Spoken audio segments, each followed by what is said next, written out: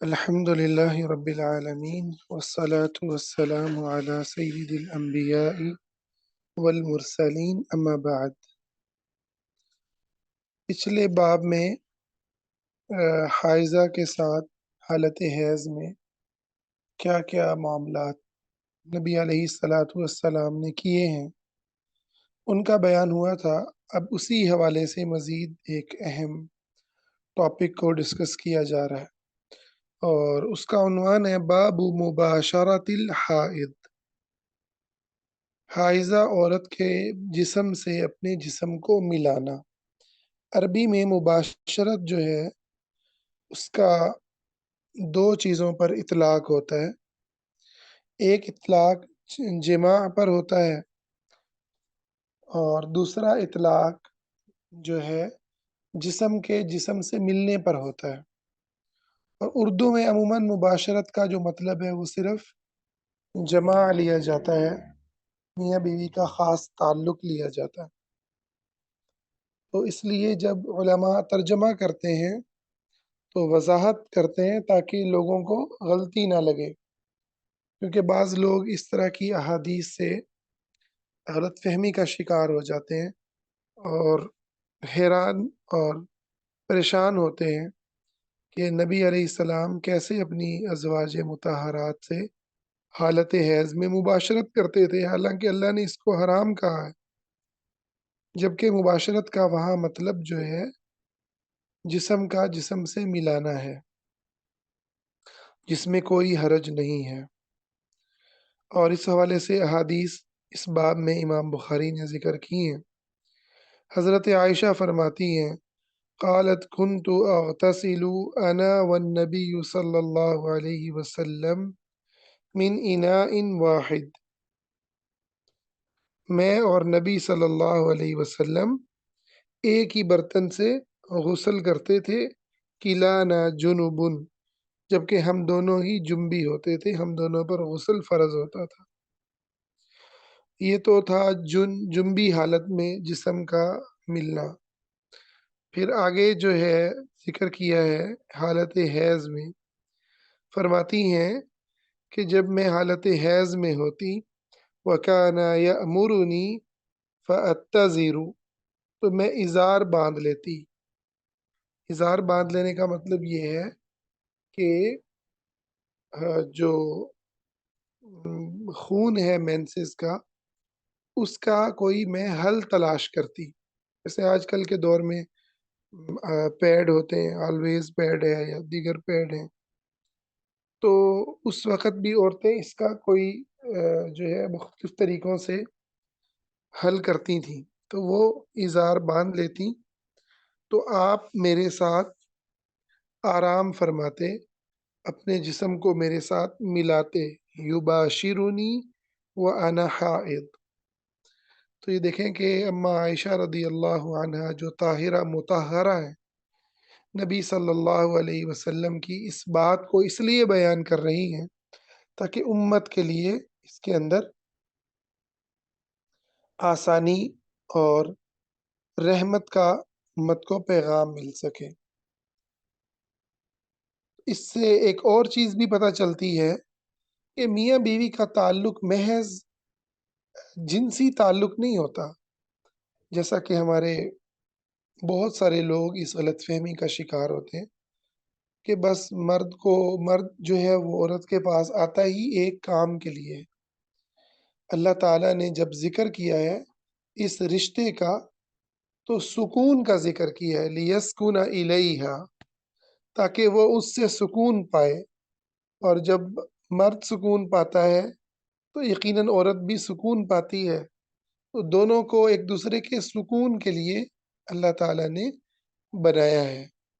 تو سکون صرف خاص تعلق میں نہیں ہوتا، بلکہ آپس میں بیٹھنے سے، جیسا کہ نبی صلی اللہ علیہ وسلم کا پیچھے گزر چکا کہ آپ گود میں سر رکھ لیتے اور قرآن پڑھتے، تو جسم سے ملنے سے جو ہے وہ راحت اور سکون ملتا ہے، جو نکاح کے مقاصد میں سے ہے۔ ٹھیک ہے، تو اور یہ نبی صلی اللہ علیہ وسلم کی سنت بھی ہے۔ آگے جو ہے حضرت عائشہ اگلی روایت میں فرماتی ہیں، کانت احدانا اذا کانت حائضا، ہم میں سے جب کوئی زوجہ مطہرہ نبی صلی اللہ علیہ وسلم کی حیض کی حالت میں ہوتی، فاراد رسول اللہ صلی اللہ علیہ وسلم ان یباشرہا، اور حضور ارادہ کرتے کہ ہمارے ساتھ مباشرت کریں۔ مباشرت کریں کا مطلب اپنے جسم کو ہمارے جسم سے ملائیں۔ امارہا، تو آپ اسے حکم دیتے ازار باندھنے کا، ان تتزیرا فی فوری حیضتہا، تو چاہے حیض جو ہے وہ حیض کا خون جو ہے وہ جوش میں ہوتا، ٹھیک ہے، جو پیک ٹائم ہوتا ہے، بے شک وہ ٹائم بھی ہوتا، تب بھی ہم اپنے کپڑے باندھ لیتے، ثم یباشرھا، اور پھر آپ ان کے ساتھ استراحت فرماتے، آرام کرتے، سکون لیتے۔ قالت، اما عائشہ فرماتی ہیں، وَأَيُّكُمْ يَمْلِكُ إِرْبَهُ، تم میں سے کون ہے جو اپنی خواہش پہ کنٹرول رکھنے والا ہو، کما کان نبی صلی اللہ علیہ وسلم یملک اربہ، جیسا کہ نبی صلی اللہ علیہ وسلم اپنی خواہش پہ کنٹرول رکھنے والے تھے۔ تو اس سے پتہ چلتا ہے کہ انسان کے طاقتور ہونے کی علامت یہ نہیں ہے کہ اس کی خواہش جو ہے وہ بے لگام ہو، بلکہ جو طاقتور انسان ہے، جیسا کہ حضور کے بارے میں ذکر کیا گیا کہ آپ جو ہے وہ 100 مردوں سے زیادہ آپ کو طاقت دی گئی تھی، کہیں پر 40 مردوں کا ذکر ہے۔ تو جب آپ اپنے اوپر کنٹرول رکھ لیتے تھے تو آپ اپنی بیویوں کے ساتھ جو ہے وہ مباشرت کرتے، یعنی جسم کو جسم کے ساتھ ملاتے۔ تو مراد یہ ہے کہ تم میں سے اگر کوئی اپنے اوپر کنٹرول رکھنے والا ہو تو تب تو وہ ایسا کر سکتا ہے، اور اگر اس کو ڈر ہو کہ وہ کہیں حرام کا ارتکاب نہ کر بیٹھے، جمع نہ کر بیٹھے مینسز کے اندر، تو پھر اس کو اس سے بچنا چاہیے۔ اگلی روایت کے اندر ہے کہ رسول اللہ صلی اللہ علیہ وسلم جب اپنی ازواج مطہرات میں سے کسی کے ساتھ استراحت کرنا چاہتے، یعنی مل کر سونا چاہتے، تو آپ حکم دیتے اور وہ ازار باندھ لیتی۔ یہ جو روایت ہے یہ حضرت میمونہ نے بیان کی، پیچھے اما عائشہ نے، یہاں اما میمونہ نے۔ تو اللہ تعالی ہماری ماؤں پر رحم فرمائے اور ان کو جزائے خیر دے کہ انہوں نے ہمیں نبی کریم صلی اللہ علیہ وسلم کے بارے میں ایک ایک چیز کا ہمیں خبر دی، تاکہ ہم اپنی زندگیوں میں حضور کی پیروی کر سکیں۔ اس سے یہ بھی پتہ چلتا ہے کہ ایک مرد جو ہے وہ عورت کی طرف مائل ہوتا ہے، اس کو ضرورت ہوتی ہے، چاہے اس کی ایک سے زیادہ بیویاں کیوں نہ ہوں، کہ وہ عورت کے پاس آئے، اس کے ساتھ لیٹے، اس سے اپنے جسم کو ملائے، چاہے وہ مینسز میں ہی کیوں نہ ہو۔ ہمارے کلچر میں اس کو بڑا ایک عجیب و غریب، یعنی مینسز تو الگ بات ہے، ویسے ہی نارملی ہی میاں بیوی کا آپس میں بہت زیادہ اگر میل ملاپ ہو تو دن میں کبھی وہ اکٹھے ہو جائیں تو گھروں میں باتیں شروع ہو جاتی ہیں، ٹھیک ہے، کہ ساس سسر تبصرے شروع کر دیں گے، یا جو ہے اور رشتہ دار باتیں شروع کر دیں گے کہ یہ تو بڑے مطلب کوئی نعوذ باللہ کوئی گھٹیا لوگ ہیں، ٹھیک ہے، یا عورت کے اوپر تبصرے ہوں گے یا مرد کے اوپر تبصرے ہوں گے۔ تو یہ جو گھٹیا اصل کے اندر ہماری سوچ ہے، یہ نا گھٹیا ہماری سوچ ہے، نہ کہ میاں بیوی کا آپس میں ملنا۔ میاں بیوی کا آپس میں ملنا نیکی اور عبادت ہے، صدقہ ہے، ٹھیک ہے۔ آپ صلی اللہ علیہ وسلم نے میاں بیوی کے آپس میں ایک دوسرے کے ساتھ کھیلنے کو، ایک دوسرے کے ساتھ جنسی تعلق کو، ایک دوسرے کے ساتھ وقت گزارنے کو آپ نے جو ہے وہ نیکی اور عبادت قرار دیا ہے، نیکی اور عبادت قرار دیا ہے۔ تو ایسا وقت ہرگز ہرگز وقت کا ضیاع نہیں ہے جیسے بعض لوگ سمجھتے ہیں،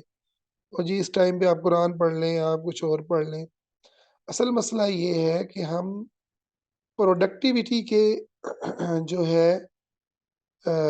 بیماری کا ایسا شکار ہیں کہ ہر وقت کچھ نہ کچھ آپ جو ہے وہ پروڈکٹ کر رہے ہو، ٹھیک ہے؟ بلا وجہ آپ بیٹھ نہیں سکتے، بلا وجہ آپ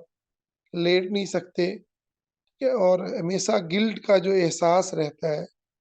بیسیکلی یہ وہ مرض ہے جو ازدواجی زندگی کو بھی تباہ کرتا ہے۔ اپنے اندر سکون پیدا کرنا اور یہ سمجھنا کہ بیوی کا خاوند اور خاوند کا بیوی کے جسم سے راحت پانا، سکون پانا، یہ بھی اللہ تعالیٰ کی عبادت اور بندگی ہے، یہ بھی نیکی کا کام ہے۔ تو اگر یہ چیز ڈویلپ ہو جائے ہماری سوچ میں،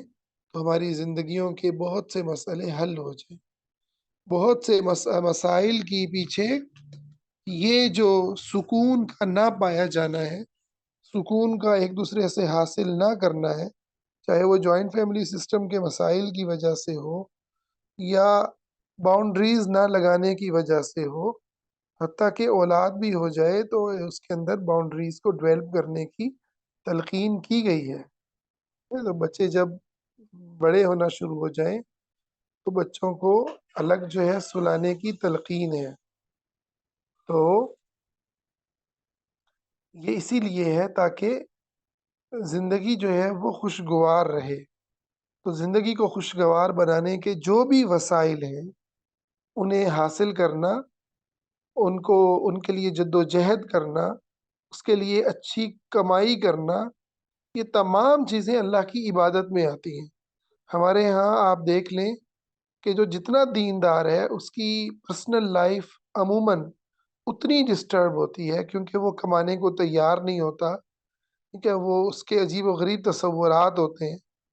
کہ وہ سمجھتا ہے کہ دینداری کا مطلب جو ہے وہ مسجد میں بس نمازیں ادا کرنا ہے، یا بس جو ہے وہ لوگوں کو تبلیغ کرنا ہے، یا جو ہے وہ ہر وقت ذکر اذکار کرنا ہے۔ حالانکہ صحابہ کرام رضوان اللہ اجمعین، خود ہمارے پیارے نبی صلی اللہ علیہ وسلم، ہرگز ہرگز اس طرح کا آپ نے کوئی نہ سبق دیا، بلکہ اس کے اپوزٹ آپ نے کمانے کو پر ترغیب دی، کمانے پر ترغیب دی۔ اور ہر زمانے کی اپنی کیفیات اور حالات ہوتے ہیں۔ آج کے زمانے میں یقیناً جو مسائل ہیں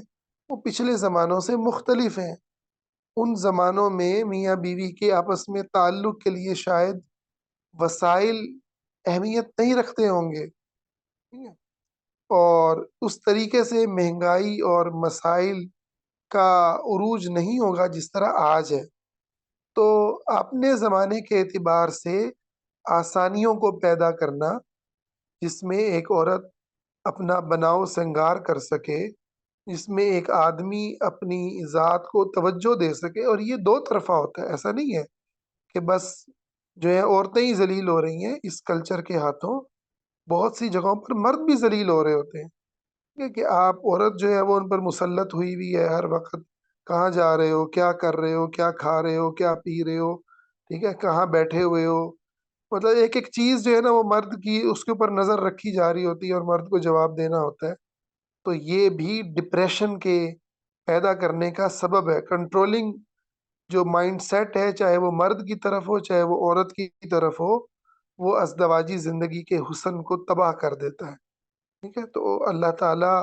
پر ایمان رکھتے ہوئے ایک دوسرے کو جو اللہ نے آزادیاں دی ہیں وہ آزادی سے جینے دینا، اور جو حلال چیزیں ہیں ان حلال چیزوں کے اندر اگر کوئی مشغول ہے تو اس کو زبردستی جو ہے اس کے اوپر نظر رکھنے کی بجائے اور اس پر تبصرے کرنے کی بجائے اسے چھوڑ دینا، اور اگر کسی غلطی کے اندر بھی ہو تو نصیحت کی حد تک سمجھانے سے آگے بڑھ کر اس کو انا کا مسئلہ بنا لینا، اپنی انا کا مسئلہ بنا لینا، یہ تمام چیزیں ازدواجی زندگی کے اندر بہت ہی برا اثر ڈالتی ہیں۔ تو یہ جو احادیث ہیں یہ ہمیں اس ذات کے بارے میں بتا رہی ہیں کہ جو ساری کی ساری قیامت تک کے آنے والی انسانیت اور جنات کی ہدایت کے لیے بھیجے گئے، اتنی بڑی ان کو ذمہ داری دی گئی کہ وہ تمام انسانیت کے رسول بنا کر کے بھیجے گئے، جبکہ پچھلے انبیاء خاص قوموں کی طرف بھیجے جاتے تھے، اور ان پر اللہ نے اس کتاب کو نازل فرمایا کہ جو اتنی ثقیل تھی کہ وہ اگر پہاڑوں پر اترتی، لو انزلنا هذا القرآن على جبل لرأيته خاشعا متصدعا من خشیت اللہ، تو پہاڑ بھی اللہ کی خشیت سے ریزہ ریزہ ہو جاتے۔ وہ کتاب اللہ نے آپ صلی اللہ علیہ وسلم پر اتاری، اور آپ کو ساری زندگی کہیں کفار مکہ کا سامنا رہا اور کہیں منافقین کے ٹولوں کا سامنا رہا، اور جنگوں کے اندر آپ مصروف رہے۔